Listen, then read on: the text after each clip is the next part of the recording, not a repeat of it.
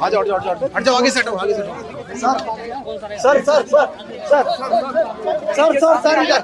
Sir इधर दिल्ली में जितने भी बच्चे हैं उन सब बच्चों को मैं अपना बच्चा मानता हूं। जितने भी दिल्ली के लोगों के बच्चे हैं, गरीबों के बच्चे हैं, अमीरों के बच्चे हैं, मिडिल क्लास के बच्चे हैं, उन सबको मैं अपना बच्चा मानता हूं। और मैं चाहता हूं कि सभी दिल्ली के सभी बच्चों को अच्छी से अच्छी शिक्षा मिलनी चाहिए। चाहे गरीब का बच्चा हो, चाहे अमीर का बच्चा हो, सबको अच्छी से अच्छी शिक्षा मिलनी चाहिए। कई लोग ऐसे हैं जिनको भगवान ने साधन दिए हैं, वो अपने बच्चों को विदेशों में पढ़ाई करने भेजते हैं। हम चाहते हैं कि हमारे गरीबों के, मिडिल क्लास के बच्चों को भी विदेशों जैसी अच्छी से अच्छी शिक्षा मिले। अब सब बच्चे तो विदेश जा नहीं सकते, तो हमने दिल्ली में स्कूल अच्छे कर दिए। अब हम अपने सरकारी स्कूलों के टीचर्स को विदेशों में ट्रेनिंग के लिए भेज रहे हैं। वो वहाँ पे दुनिया की बेस्ट ट्रेनिंग लेके आएंगे। हम उन्हें फिनलैंड भेज रहे हैं। फिनलैंड दुनिया का वो देश माना जाता है जहाँ दुनिया में सबसे अच्छी शिक्षा फिनलैंड में दी जाती है। तो हम दिल्ली के सरकारी स्कूलों के टीचर्स को फिनलैंड भेज रहे हैं, वहाँ से वो ट्रेनिंग लेके आए और हमारे सरकारी स्कूलों में हमारे बच्चों को शिक्षा दें। अभी तक 1000 से ज़्यादा टीचर्स की और प्रिंसिपल्स की हम विदेशों में ट्रेनिंग करा चुके हैं। अब लगभग 30 के करीब ऐसे टीचर्स या प्रिंसिपल्स को फिनलैंड भेजना था हमें। एलजी साहब ने ऑर्डर कर दिया कि ये फिनलैंड नहीं जाएंगे और देखो अगर इनको इंडिया में ही कहीं ट्रेनिंग करा दो। ये तो ठीक नहीं है, ये तो बिल्कुल गलत है। एलजी साहब को क्या प्रॉब्लम है?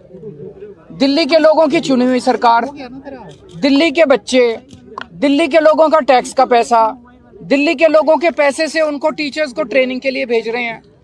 एलजी साहब क्यों रोक रहे हैं? एलजी साहब रोकने वाले कौन होते हैं? एलजी साहब क्यों रोक रहे हैं टीचर्स की ट्रेनिंग को? मुझे बहुत ज्यादा दुख हुआ इस बात से कि एलजी साहब दिल्ली के लोगों की बच्चों को अच्छी शिक्षा नहीं दिलवाना चाहते। मैं आपको पकड़ना एक बार, मैं सुप्रीम कोर्ट का ऑर्डर लेके आया हूँ। ये सुप्रीम कोर्ट का ऑर्डर है, ये देखो, सारे जने कैमरे पे दिखा दो। ये सुप्रीम कोर्ट का ऑर्डर है। इस ऑर्डर में लिखा है, सुप्रीम कोर्ट ने 4 जुलाई 2018 को बोला था, lieutenant governor of Delhi has not been interested with any independent decision making power. ये देखो, इसमें क्या है? ये सुप्रीम कोर्ट ने कहा है लेफ्टिनेंट गवर्नर को कोई भी स्वतंत्र निर्णय लेने का अधिकार नहीं है। ये 2 बार लिखा। उनको पता था एलजी एक बार में नहीं मानेंगे। एक तो उन्होंने 284 नंबर पैराग्राफ में लिखा और एक उन्होंने 475 नंबर पैराग्राफ में फिर लिखा। सुप्रीम कोर्ट ने, there is no independent authority vested in lieutenant governor to take decision. इसमें लिखा हुआ है कि लेफ्टिनेंट गवर्नर स्वतंत्र रूप से कोई निर्णय नहीं ले सकते। सुप्रीम कोर्ट कह रहा है कि लेफ्टिनेंट गवर्नर स्वतंत्र रूप से कोई निर्णय नहीं ले सकते। फिर लेफ्टिनेंट गवर्नर साहब फिनलैंड की शिक्षकों की ट्रेनिंग को रोकने वाले कौन होते हैं? वो क्यों रोक रहे हैं? वो कहते हैं मैं सुप्रीम कोर्ट को नहीं मानता। अगर कोई लेफ्टिनेंट गवर्नर या गवर्नर इस देश का ये कहेगा मैं सुप्रीम कोर्ट को नहीं मानता, तो फिर तो इस देश के अंदर ना जनतंत्र बचेगा, ना संविधान बचेगा, कुछ नहीं बचेगा।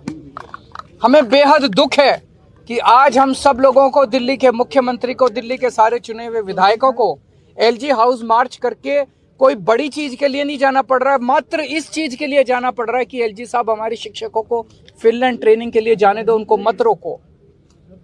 अगर दिल्ली का चुनाव हुआ, दिल्ली के 2 करोड़ लोगों ने वोट डाल के अपने मुख्यमंत्री को चुना, 70 में से 62 सीट दी, वो मुख्यमंत्री अगर अपने शिक्षकों को फिनलैंड ट्रेनिंग नहीं भेज सकता तो फिर क्या फायदा है ऐसे चुनाव का और क्या फायदा है जनतंत्र का?